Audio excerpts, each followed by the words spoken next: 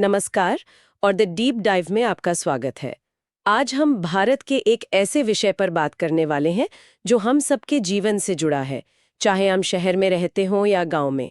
हम बात कर रहे हैं कृषि की, यानी एग्रीकल्चर। और ये सिर्फ खेत, फसल और ट्रैक्टर तक ही सीमित नहीं है। ये भारत की अर्थव्यवस्था की रीढ़ है, करोड़ों लोगों की रोजी रोटी है और सच कहें तो ये भारत की कहानी का एक बहुत बड़ा हिस्सा है। बिल्कुल। हमारे सामने जो जानकारी है वो इसी कहानी के अलग अलग पहलुओं को उजागर करती है। हम ये समझने की कोशिश करेंगे कि भारतीय कृषि पारंपरिक तरीकों से निकलकर एक वैश्विक शक्ति कैसे बनी और इस सफर में क्या चुनौतियां थीं। तो चलिए इस कहानी की परतों को खोलते हैं। हमारी चर्चा का जो शुरुआती बिंदु है वो है कृषि, संसाधन एवं विकास। ये शीर्षक ही अपने आप में बहुत कुछ कहता है। हम कृषि को सिर्फ एक गतिविधि की तरह नहीं देखेंगे, बल्कि एक राष्ट्रीय संसाधन और विकास के एक इंजन के रूप में समझेंगे। Okay, let's unpack this. सबसे पहले ये समझते हैं कि हम कृषि को इतना महत्व देते क्यों हैं। इसका पैमाना कितना बड़ा है? पैमाना बहुत बड़ा है और जो आंकड़ा सबसे पहले ध्यान खींचता है वो ये है कि देश की 2/3 आबादी, 2/3? हाँ, 2/3 ऑफ आवर एंटायर पॉपुलेशन वो सीधे तौर पर कृषि कार्यों से जुड़ी हुई है। ये एक प्राथमिक आर्थिक क्रिया है। प्राइमरी मतलब जो न सिर्फ हमारे लिए अनाज उगाती है, बल्कि चीनी से लेकर कपड़ा उद्योग तक आप सोचिए अनगिनत उद्योगों को कच्चा माल भी देती है। तो मतलब ये सिर्फ हमारी फूड सिक्योरिटी का सवाल नहीं है, बल्कि हमारी इंडस्ट्रियल ग्रोथ भी इसी पर टिकी हुई है। बिल्कुल। और जहां तक मुझे पता है ये सिर्फ देश के अंदर की बात नहीं है, हम चाय, कॉफी, मसालों जैसी चीजों के बड़े निर्यातक भी है। एग्जैक्टली। तो कृषि का योगदान बहुआयामी है। ये पेट भरती है, उद्योगों को चलाती है और विदेशी मुद्रा भी कमाती है। लेकिन ये सब होता कैसे है? जमीन पर खेती करने के तरीके कितने अलग हैं? यहीं से कहानी और दिलचस्प हो जाती है। चलिए फिर तरीकों पर ही आते हैं। हमारे सामने कृषि का एक बहुत ही मौलिक, बहुत ही आदिम रूप है। प्रारंभिक जीविका निर्वाह कृषि या प्रिमिटिव सब्सिस्टेंस फार्मिंग। तस्वीर में जो दिख रहा है उसे कर्तन दहन प्रणाली या स्लैश एंड बर्न कहते हैं। ये खेती का शायद सबसे पुराना तरीका है जो आज भी दुनिया के कुछ हिस्सों में मौजूद है। इसमें किसान जंगल के एक छोटे से हिस्से को साफ करते हैं, पेड़ों को जलाकर, और राख को खाद की तरह इस्तेमाल करते हैं। बिल्कुल। फिर वो अपने परिवार के गुजारे के लिए अनाज उगाते हैं। तो इसमें कोई ट्रैक्टर नहीं, कोई केमिकल फर्टिलाइजर नहीं, कुछ भी नहीं। ये पूरी तरह से प्रकृति पर निर्भर है। मॉनसून की बारिश, मिट्टी की अपनी उर्वरता और आसपास का पर्यावरण। और इसमें एक दिलचस्प चक्र है। वो क्या? जब 2-3 साल बाद उस जमीन की उर्वरता कम हो जाती है तो किसान उस जगह को छोड़कर आगे बढ़ जाते हैं और एक नए टुकड़े पर यही प्रक्रिया दोहराते हैं। पुरानी जमीन को प्रकृति खुद धीरे धीरे ठीक करती है। और इससे उत्तर पूर्वी राज्यों में झूम खेती कहते हैं, जैसा कि यहाँ एग्जाम अलर्ट में बताया गया है। ये एक ही सिस्टम के अलग अलग नाम होना भी काफी दिलचस्प है। और ये सिर्फ भारत की बात नहीं है। अगली स्लाइड में हम देख सकते हैं कि ये एक वैश्विक प्रथा है। अच्छा। ये नक्शा दिखाता है कि इस स्लैश एंड बर्न तकनीक को दुनिया भर में कितने अलग अलग नामों से जाना जाता है। वाह! मेक्सिको में मिल्पा, ब्राजील में रोका, वियतनाम में रे और भारत में भी झूम के अलावा आंध्र प्रदेश में पोडू और झारखंड में कुरवा जैसे नाम है। सही कहा। ये दिखाता है कि अलग अलग संस्कृतियों ने एक जैसी परिस्थितियों में एक जैसा समाधान खोजे। बिल्कुल। और ये सिर्फ एक ऐतिहासिक तथ्य नहीं है, ये आज भी कई आदिवासी समुदायों की जीवन शैली का हिस्सा है। ये हमें याद दिलाता है कि एग्रीकल्चर हमेशा बड़े बड़े खेतों और मशीनों का नाम नहीं रहा है। इसका एक रूप प्रकृति के साथ ज्यादा जुड़ा हुआ भी है। तो इस प्रिमिटिव सबसिस्टेंस फार्मिंग से कहानी आगे कैसे बढ़ती है? जैसे जैसे आबादी बढ़ती है और जमीन कम होती जाती है, तब क्या होता है? तब आता है अगला पड़ाव, जिसे हम गहन जीविका कृषि या इंटेंसिव सबसिस्टेंस फार्मिंग कहते हैं। जैसा कि आप बाईं ओर की तस्वीर में देख सकती हैं, छोटे से खेत में कई लोग काम कर रहे हैं। यूं इलाकों में होती है जहां जमीन पर आबादी का दबाव बहुत ज्यादा है। मतलब जमीन उतनी है लेकिन खाने वाले लोग ज्यादा हैं, तो जाहिर है उसी छोटे से टुकड़े से ज्यादा पैदावार निकालने का दबाव होगा। बिल्कुल।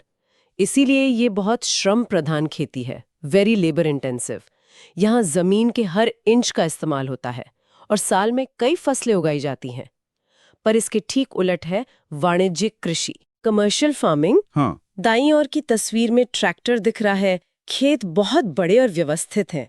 यहाँ मकसद परिवार का पेट पालना नहीं, बल्कि बाजार में बेचना लग रहा है। एग्जैक्टली। यहाँ मुख्य लक्ष्य ही मुनाफा कमाना है, इसलिए इसमें आधुनिक तकनीकों का भरपूर इस्तेमाल होता है।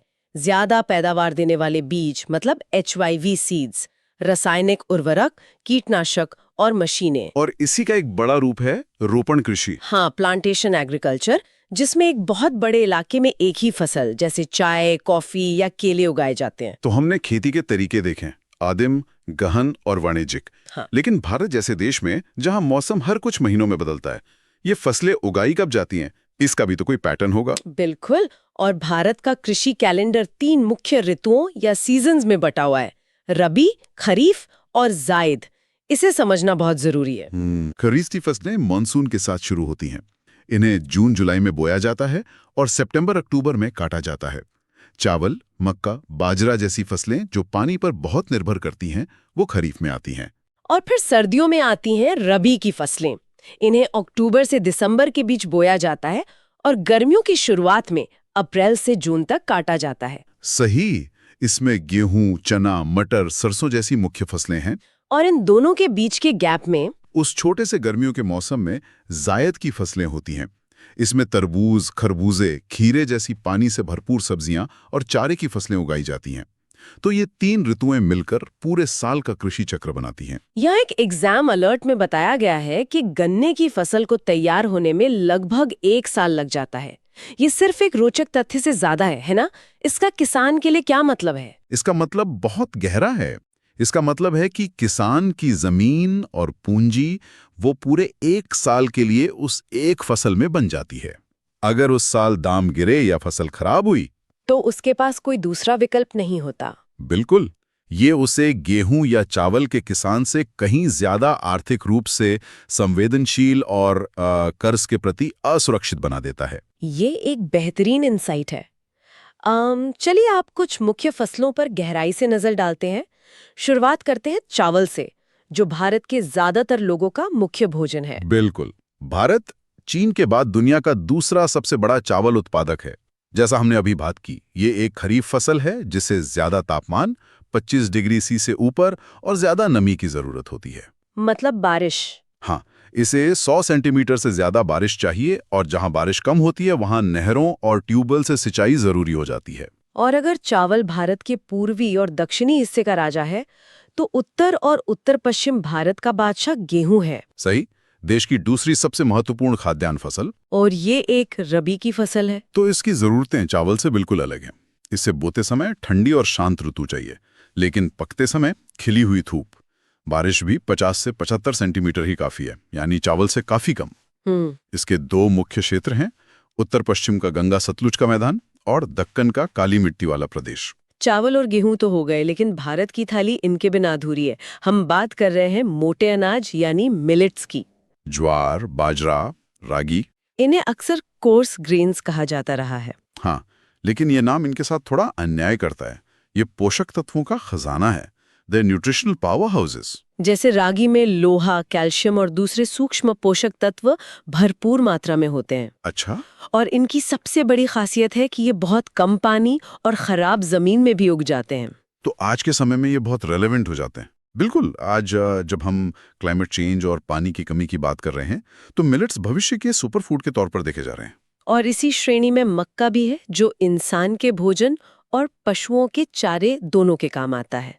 लेकिन अब आते हैं उस चीज पर जिसके बिना कोई भी भारतीय भोजन पूरा नहीं होता, दालें। दालों के मामले में भारत की स्थिति बहुत ही, आप कह सकते हैं, अनूठी है। हम दुनिया में दालों के सबसे बड़े उत्पादक भी हैं और सबसे बड़े उपभोक्ता भी। एक मिनट, अगर हम सबसे बड़े उत्पादक हैं, तो फिर दालों की कीमतें इतनी ज्यादा घटती बढ़ती क्यों रहती हैं? यही तो इसकी सबसे दिलचस्प बात है।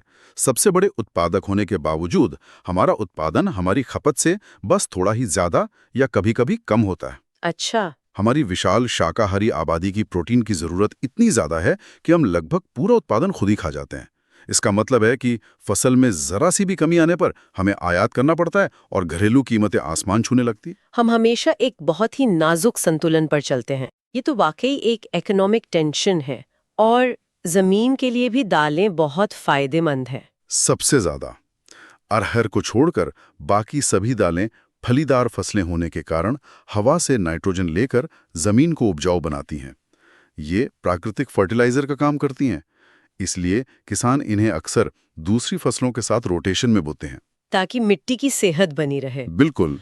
खाद्यान्न के बाद अब कुछ नकदी फसलों यानी कैश क्रॉप्स की बात करते हैं। गन्ना और तिलहन। गन्ना, जैसा हमने पहले बात की, एक उष्ण और उपोष्ण कटिबंधीय फसल है जिसे लगभग 1 साल लगता है। भारत ब्राजील के बाद इसका दूसरा सबसे बड़ा उत्पादक है और हमारी पूरी चीनी इंडस्ट्री इसी पर निर्भर है। और तिलहन? वहीं तिलहन यानी ऑयल सीड्स में मूंगफली, सरसों, सोयाबीन जैसी कई फसलें आती हैं जिनसे हमें खाना पकाने का तेल मिलता है। इसमें मूंगफली सबसे अहम है, जो कुल तिलहन उत्पादन का लगभग आधा हिस्सा है। अब आते हैं उन फसलों पर जिन्होंने भारत को दुनिया के नक्शे पर एक अलग पहचान दी है। पेय फसलें। चाय और कॉफी। जी। चाय एक क्लासिक रोपण कृषि, प्लांटेशन एग्रीकल्चर का उदाहरण है। इसके लिए ढलान वाली जमीन चाहिए ताकि पानी जड़ों में जमा ना हो, और इसे साल भर गर्म और नम जलवायु की जरूरत होती है। और ये बहुत श्रम प्रधान उद्योग है। हाँ, क्योंकि पत्तियों को हाथ से तोड़ना पड़ता है। 2020 में भारत चीन के बाद दुनिया का दूसरा सबसे बड़ा चाय उत्पादक था। और दूसरी तरफ है कॉफी। कहते हैं भारतीय कॉफी की गुणवत्ता दुनिया में सबसे अच्छी मानी जाती है। हाँ, खासकर हमारी अरेबिका किस्म, जिसकी पूरी दुनिया में मांग है। इसकी कहानी भी बड़ी दिलचस्प है। बताइए। कहते हैं कि इसे यमन से बाबा बूदन नाम के एक संत भारत लाए थे और इसकी शुरुआत कर्नाटक की बाबा बूदन पहाड़ियों से हुई। पेय फसलों के बाद अब बागवानी और कुछ अन्य फसलों को देखते हैं। भारत फल और सब्जियों के उत्पादन में भी चीन के बाद दूसरे स्थान पर है। महाराष्ट्र के आम, नागपुर के संतरे, कश्मीर के सेब, ये सब तो अपनी अपनी पहचान बन चुके हैं। बिल्कुल। और इसी स्लाइड पर दूसरी तरफ है रबड़। ये एक भूमध्य रेखीय फसल है जिसे बहुत ज्यादा बारिश, 200 सेंटीमीटर से ज्यादा। हाँ, 200 सेंटीमीटर से ज्यादा और नम जलवायु की जरूरत होती है। इसलिए ये मुख्य रूप से केरल, तमिलनाडु और कर्नाटक जैसे दक्षिणी राज्यों में ही केंद्रित है। अब उन फसलों की बात करते हैं जिनसे कपड़ा बनता है।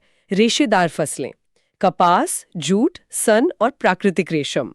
इनमें से कपास और जूट सबसे अहम है। भारत को कपास का मूल स्थान माना जाता है और ये हमारे कपड़ा उद्योग की लीड है। इसे दक्कन के पठार की काली मिट्टी बहुत रास आती है और इसे खिलने के लिए 210 पाला रहित दिन और खिली धूप चाहिए। और जूट? वहीं जूट को उसके चमकीले सुनहरे रंग के कारण सुनहरा रेशा या गोल्डन फाइबर भी कहा जाता है। अच्छा। ये पश्चिम बंगाल और असम जैसे बाढ़ वाले मैदानी इलाकों में उगता है। इतनी तरह की फसलें, इतने अलग अलग मौसम और जमीन, ये वाकई हैरान करने वाला है। लेकिन ये सब हमेशा से ऐसा नहीं था। आजादी के बाद भारतीय कृषि के सामने बहुत बड़ी चुनौतियां थीं। बिल्कुल। यहीं पर कृषि सुधारों की भूमिका आती है। सही कहा। आजादी के समय हमारी कृषि व्यवस्था, जमींदारी प्रथा और छोटी छोटी बिखरी हुई जोतों की वजह से बहुत पिछड़ी हुई थी। इसलिए पहली पंचवर्षीय योजना का मुख्य फोकस ही भूमि सुधार था।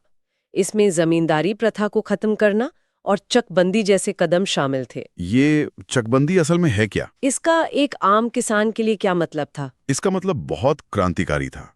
मान लीजिए एक किसान के पास गांव में 5 अलग-अलग जगहों पर 5 छोटे-छोटे खेत हैं। जी। अब वो ना तो कहीं ट्यूबवेल लगा सकता है, ना ट्रैक्टर चला सकता है। सही।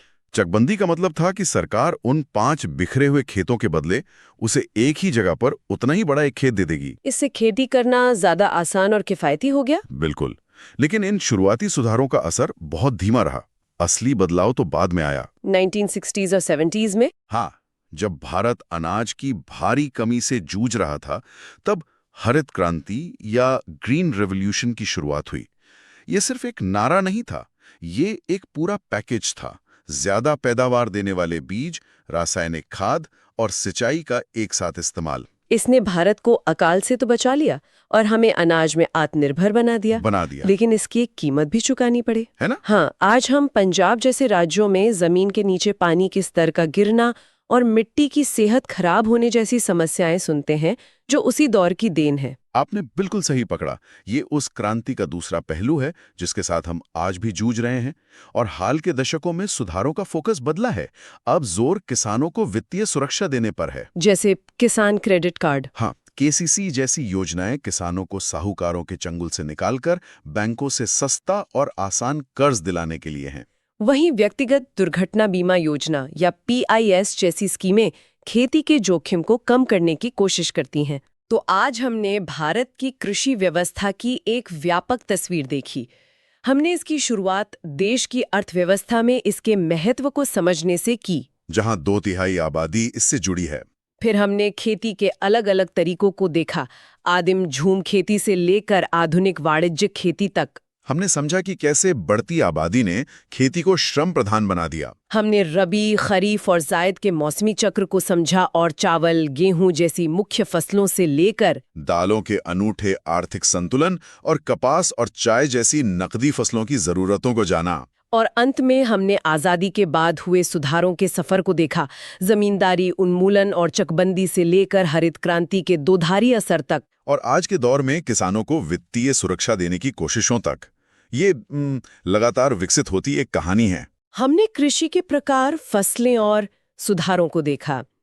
अब आगे के लिए एक विचार ये है कि भविष्य में जलवायु परिवर्तन, पानी की लगातार होती कमी और बढ़ती हुई वैश्विक मांग भारतीय कृषि के इन सभी पहलुओं को किस तरह चुनौती देगी और बदलने पर मजबूर करेगी। इस पर सोचना शायद आज सबसे ज्यादा जरूरी है।